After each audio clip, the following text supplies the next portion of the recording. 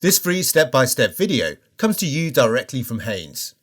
You can complete more than 200 jobs on this vehicle when you purchase the complete Haynes online manual at haynes.com. Reach under the steering column and pull the bonnet release handle. Push the safety catch to one side and lift the bonnet. Unclip the support prop and engage it with the underside of the bonnet. The battery is located at the front of the engine compartment. Slacken the nut, then with a twisting motion, pull the negative lead clamp upwards from the battery terminal. Position the lead to one side to prevent accidental reconnection.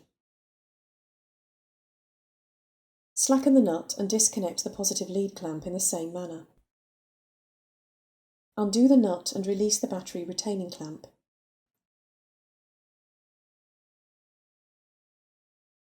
Lift the battery from place. Take care as it's heavy.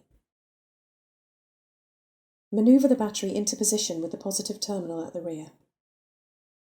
Fold over the retaining strap, refit the nut, and tighten it securely. Press the positive lead clamp firmly down onto the battery positive terminal, then tighten the clamp nut securely. Reconnect the negative lead clamp and tighten the nut.